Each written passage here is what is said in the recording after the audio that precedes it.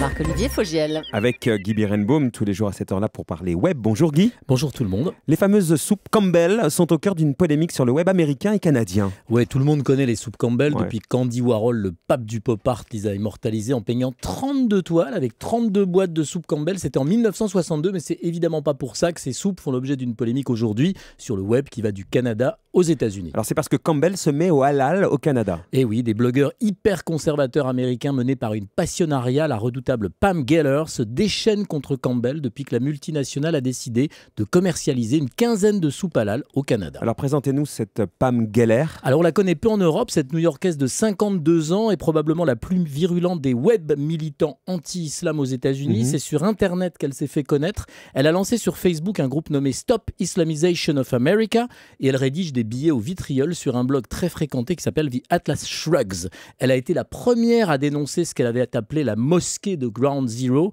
le centre culturel islamique en fait qui était proche des sites des attentats du 11 septembre 2001 et on l'a alors beaucoup vu notamment sur la chaîne américaine Fox News. Donc là, elle a carrément monté une page Facebook appelant au boycott des soupes Campbell.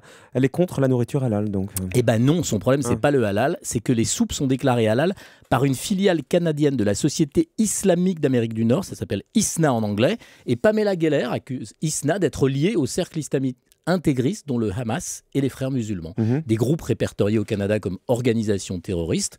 En fait, cet organisme religieux qui compte plus de 60 000 membres aux États-Unis et au Canada a bien été mêlé à un procès en 2007 aux États-Unis contre une association caritative américaine accusée de financer le Hamas, mais sans qu'on puisse trouver de liens probants avec des groupes extrémistes. Alors Guy, comment réagit Campbell à cette polémique sur Internet ? Honnêtement, il s'en moque un peu. La demande de halal est très forte au Canada. Alors pour le moment, il n'y a pas de soupe Campbell halal prévue aux États-Unis. Alors avant que ça n'arrive et qu'il s'énerve encore plus, les blogueurs anti-islam américains pourraient méditer cette réplique de Chrysale dans Les Femmes savantes de Molière.